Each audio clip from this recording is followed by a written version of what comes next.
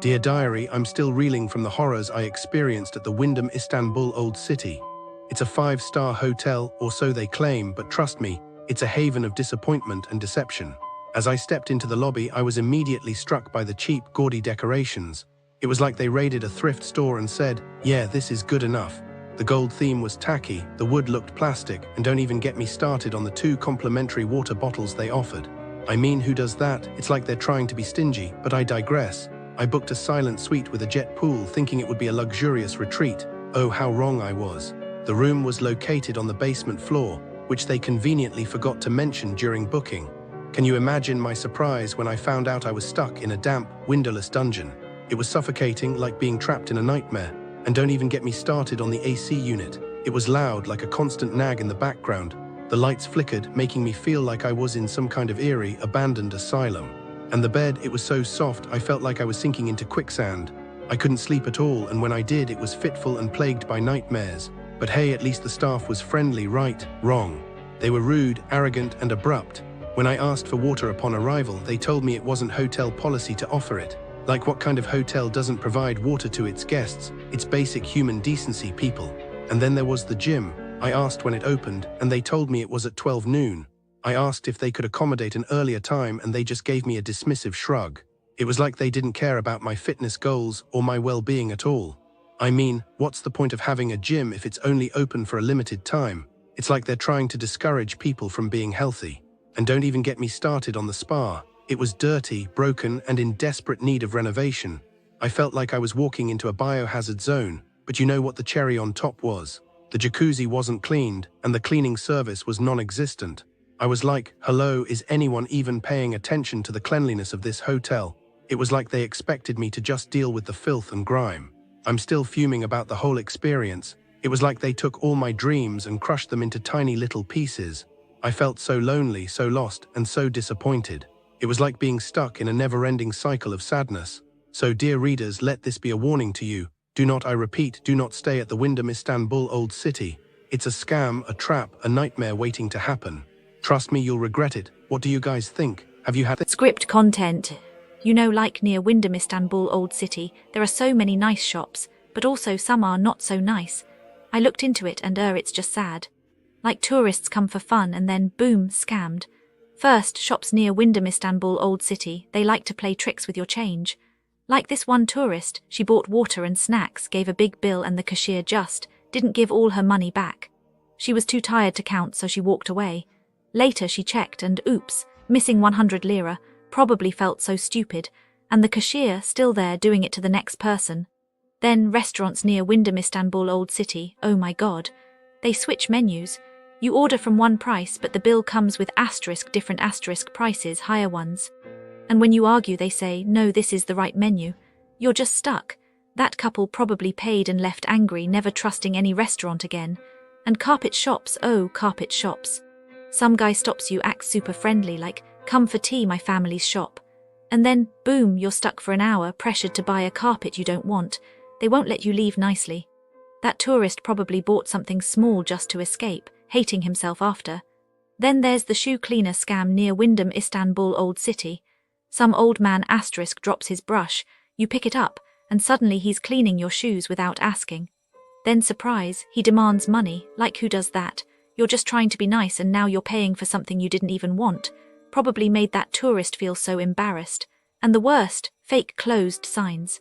Shops near attractions tell you, oh, Blue Mosque is closed today. But it's not. They just want you to go to their shop instead. Like, why lie? That tourist probably wasted time before realizing the truth. It's just so unfair, you know. Tourists come excited and then this. Near Wyndham Istanbul Old City, you have to be so careful, because some people just see you as money, not a person, and that's really sad. The reality of businesses near Wyndham Istanbul Old City. The businesses near Wyndham Istanbul Old City are, to put it gently, a masterclass in disappointment. If you were hoping for charm, authenticity, or even basic competence, prepare to lower those expectations. This is not an area where service thrives. It's where scams flourish, where prices inflate like balloons, and where tourists are treated less like guests and more like walking ATMs. Let's start with shopping. The malls here are less about retail therapy and more about survival instincts. Historia Shopping and Life Center, for example, is less a shopping destination and more a training ground for pickpockets.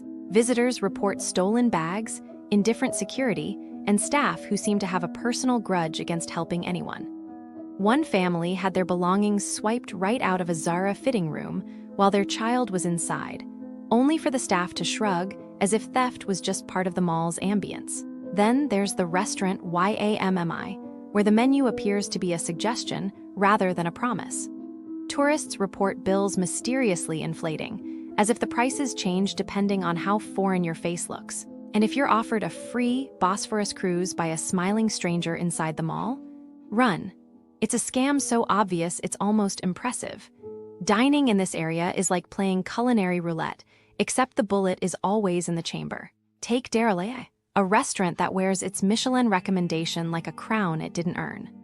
The food here is either tasteless, oversalted, or, if you're particularly unlucky, hiding a surprise ingredient, like a literal stone in your dessert. When one diner pointed this out, the waiter insisted it was a pistachio shell, because nothing says fine dining like a side of dental damage.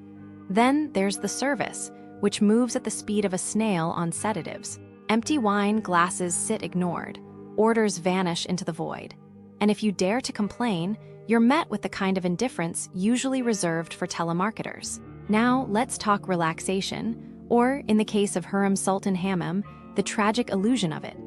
This place charges luxury prices for what feels like a car wash with extra steps.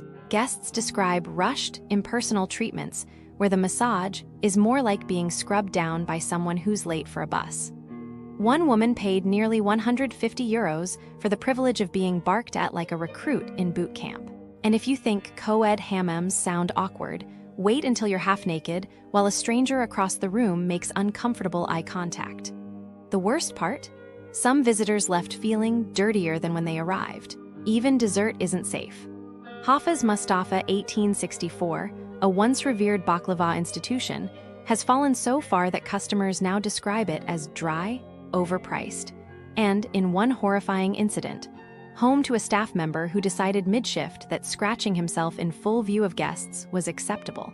The baklava itself, stale, bland, and in one case, moldy. For the same price, you could buy a plane ticket to a city that actually cares about its pastries. As for wine lovers, Sensu's wine boutique Galata is where dreams of a classy evening go to die. Expect to wait 30 minutes just to order a glass, only to be charged a small fortune for what tastes like vinegar with delusions of grandeur.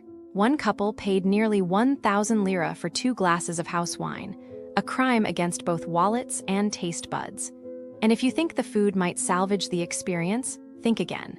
The cheese plate comes with a side of hidden fees, and the pasta. Let's just say the mold was the most flavorful part.